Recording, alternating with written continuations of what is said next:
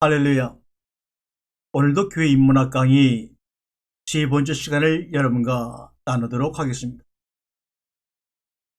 오늘의 주제는 할 말을 한 말이라는 주제로 여러분과 함께 나눕니다. 할 말을 하는 말, 그것이 바로 인간의 언어죠. 우리가 누구를 상대한다 할 때 그 상대하는 것이 무엇입니까? 뭘로 상대를 합니까? 말을 건네고, 말을 걸고, 말을 붙이는 것을 상대한다 이렇게 말합니다. 그 상대하는 것이 깊어지면 서로가 소통을 하게 되고, 소통을 하게 되면 서로가 감정을 공유하며 하나가 됩니다. 나와 함께하는 방식이 말을 건네는 것이면 거기에는 서로 상대하는 새로운 관계가 생겨나지요. 우리 인간이 서로 피차 힘들 때 위로해주는 위로라고 하는 것은 상대로 가지 않으면 진정한 위로가 될 수가 없습니다. 말씀이신 하나님은 절대가 아니라 상대입니다. 절대자는 상대하지 아니하고 일방적으로 베풀어 주는 관계죠. 거기에는 말이 없습니다. 말대답 못하게 하고 일방적 지시에 복종만 하도록 합니다. 그러나 일방적인 지시의 말은 말의 본질이 아닙니다. 우리 과거의 성경의 말씀과 계시를 이해하는 것을 그런 식으로 이해했습니다. 일방적 지시와 율법과 복종의 관계죠.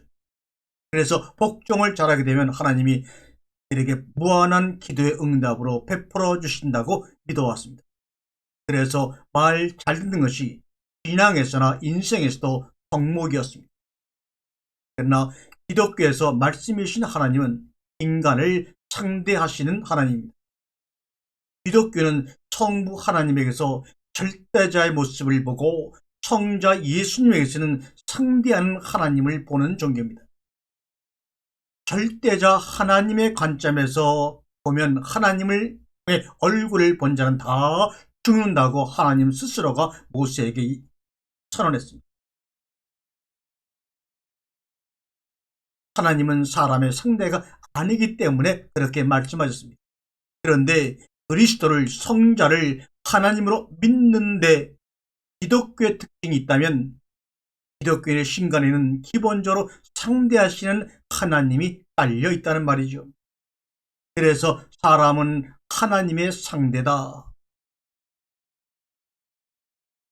이 말이 여러분에게 바람에 허공을 쳐서 여러분에게 들려주는 하나의 소리로만 들린다면 아무 의미가 없어요. 하나님의 상대가 되지 않는 나를 하나님이 상대해 주시는 내가 바로 나야, 사람이야 라고 하는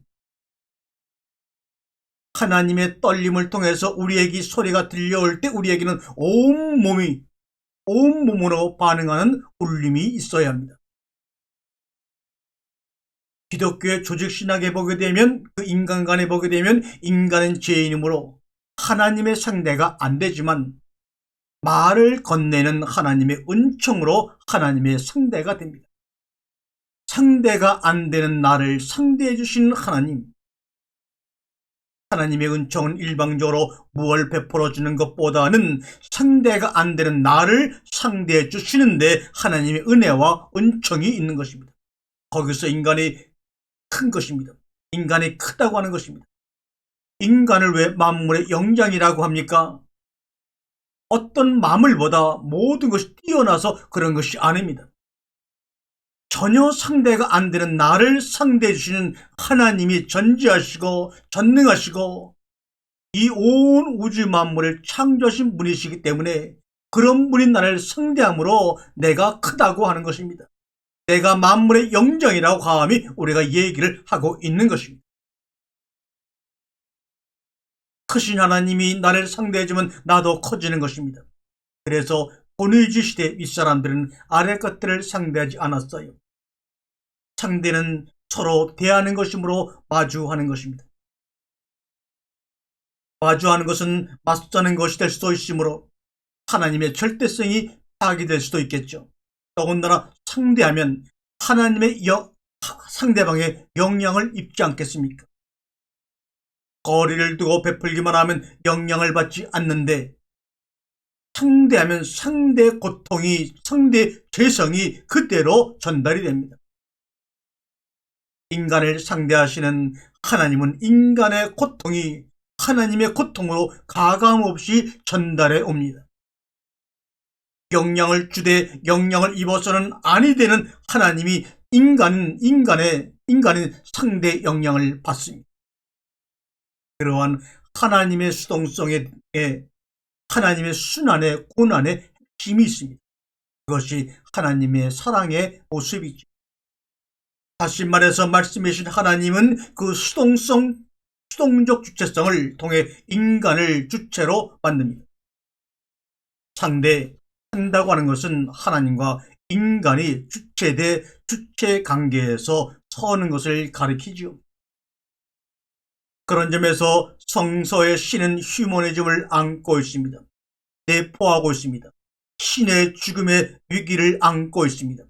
하나님이 사람을 상대하면서 사람이 하나님을 맘먹게 되면 신의 죽음이라고 하는 문화 현상을 낳게 되죠.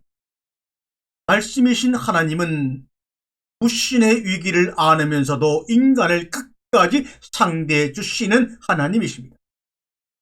거기서 인간의 말이 탄생합니다.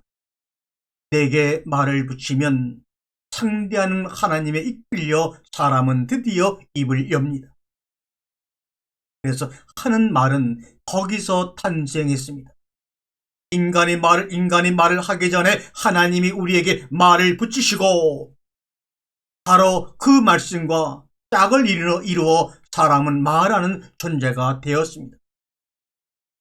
여기서 언어는 언어학에서 말하는 것과는 달리 의사소통의 수단이 아니라 억압으로부터의 죄로부터의 해방입니다.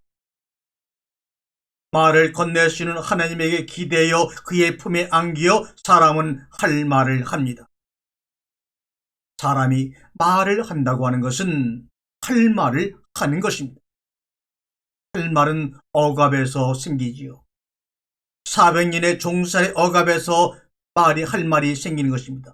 억압이 많은 사람이, 한이 많은 사람이 할 말이 많습니다.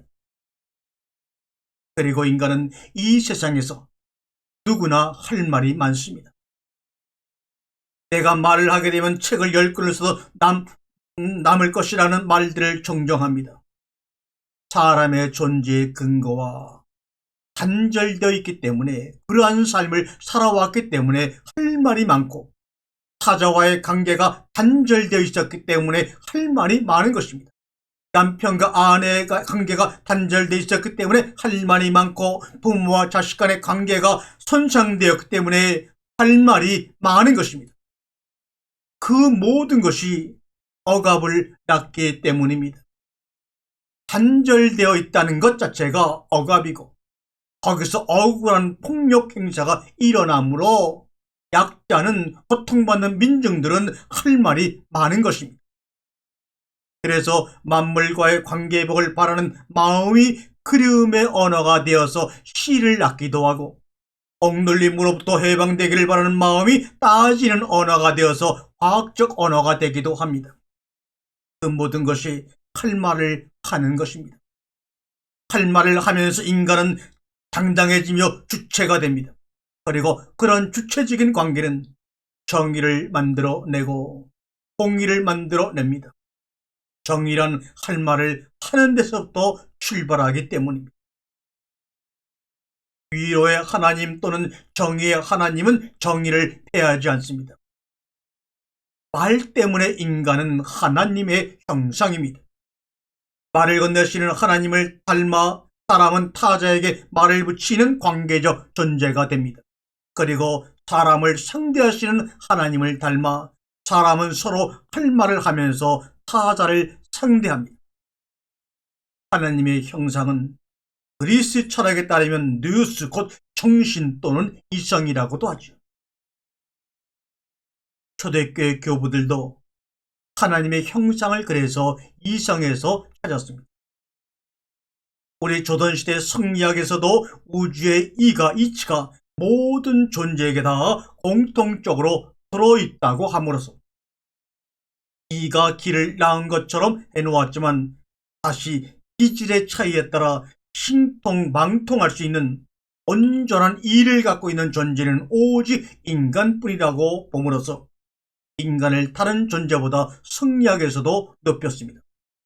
다시 말해서 그리스 인문주의나 성리학이나 인간을 다른 존재들보다 높이는 길을 이상해서 보려고 한 것입니다. 그것이 바로 인문학입니다. 그것이 바로 인문주의입니다. 그러나 기독교에서는 말이 하나님의 형상이었습니다.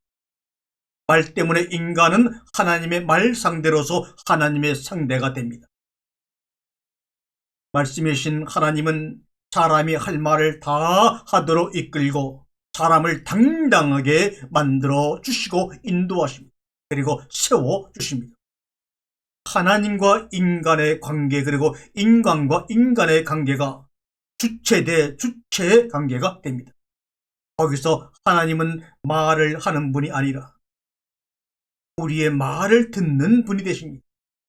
그때야 비로소 하나님의 계시가, 하나님의 계시의 언어가 나타나게 되는 것입니다. 하나님의 계시의 언어는 인간의 고통의 언어에 대한 응답이요 화답입니다.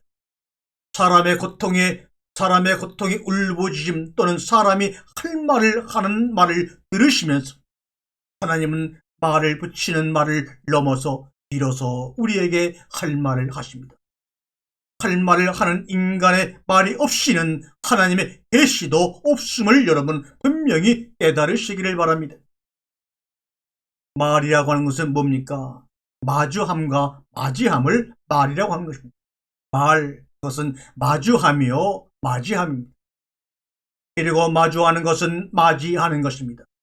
마주하면 험한 세상에서 서로 맞서기도 하고 싸우기도 하지만 그런 과정을 걸쳐 결국 맞이합니다. 물론 할 말을 하는 말 때문에 맞서서 대립하기도 합니다. 인간과 하나님의 맞섬은 육과 같은 인간의 무신론적 저항으로 나타나고 인간과 인간의 맞섬은 집단적 이해관계 충돌로 나타나기도 합니다. 이처럼 마주해서 할 말을 하는 말은 맞섬으로 저항과 대립을 낳을 수 있습니다. 그러나 마주하면 결국은 맞이하게 되어 있습니다. 맞이하는 것은 할 말을 하는 것을 넘어 말을 듣고 말을 품에 안는 것입니다. 인생의 문제는 할 말을 다 한다고 그렇다고 다 해결되지는 않습니다. 다시 할 말을 하는 단계에서 해결되지 않으므로 모든 것이 다 이루어지지 않으므로 다시 듣는 말로 돌아갑니다. 상대의 말을 듣고 세상의 말을 듣고 만물의 세밀한 말을 듣는 것은 말을 붙여 인간의 말을 듣는 하나님의 마음으로 돌아가는 것을 의미합니다. 우리가 시를 많이 낭송하고 시를 읽습니다. 사실 시의 언어는 할 말을 하는 말이라기보다는 거의 말하지 않는 말입니다. 오히려 듣는 말입니다. 그런 의미에서 시와 은유는 계시적인 언어입니다. 마주하고 그 마주함이 맞섬을 거쳐 맞이함으로 가는데 언어의 묘미가 있고 언어의 신비가 있는 것입니다. 성서에서 말씀으로 세상을 만드신 이야기나 태초에 말씀이 있었다는 이야기 속에는 인간의 자유를 향한 여정의 언어를 두고자 하는 기독교의 기본 정신이 깔려있고 들어있습니다. 언어는 말을 붙이는 것이면서 할 말을 하는 것이면서 말을 듣는 것입니다. 위로와 정의와 함께함과 사랑이 언어의 효과입니다. 언어의 열매이지요. 맞이하기 위해 마주해서 맞섬을 거친다고 하는 것은 기독교의 장점이면서 단점일 수 있습니다. 하나님을 말과 동일시하면서 가져온 결과입니다. 그것이 기독교의 하나님 신 자체가 십자가를 품고 있는 원인이기도 합니다. 기독교에서는 이슬람교에서는 찾아볼 수 없는 삼위일체가 있습니다. 민주주의가 서양에서 나올 수 있었던 것도 거기에서 찾아볼 수가 있습니다. 기독교의 삼위일체는 사랑이신 하나님의 모습입니다. 하나님은 사랑이므로 사람이 될 수 있었습니다. 성육신에 들어있는 초대교인들의 신념은 하나님은 사랑이시라는 점입니다. 인문주의자들이 찾은 선의 이념은 육을 입으면 타락하기 때문에 저 높은 하늘의 보편 이념으로 있을 뿐입니다. 그것은 환상의 대상이요 추상적이었습니다. 그러나 사랑이신 하나님은 보편자이지만 구체적 존재가 되십니다. 손에 흙을 묻히고 망신을 당하는 한이 있더라도 구체적으로 사랑과 관계하기 위해 구체적인 사람이 되어 이 땅에 오셨습니다. 구체성은 보편성을 상실한 위험이 있지만 예수 그리스도에게서 보편성과 구체성은 드디어 하나가 되었습니다. 하나님의 그 크신 사랑은 도덕적인 선과 악을 뛰어넘어 하나로 만드십니다. 그것이 바로 생명이지요. 그래서 악한 세상을 심판하여 멸망에 이르게 하기보다는 사랑하여 구원하시는 분이 하나님의 계획입니다. 심오한 사상이나 이념은 모두 하늘에서 명령을 읽었습니다. 성서에서도 이스라엘은 십계명과 함께 자신들의 신앙 공동체를 시작했습니다. 그리고 명령의 핵심은 복음서에 있는 대로 서로 사랑하라는 새 계명입니다. 그러나 사랑하라는 도덕 명령이 사랑의 행위를 낳는 것은 아니지요. 그래서 복음은 명령이 아닌 것에서 출발을 하는 것입니다. 하늘은 명령하기 전에 사랑하고 함께하고 위로합니다.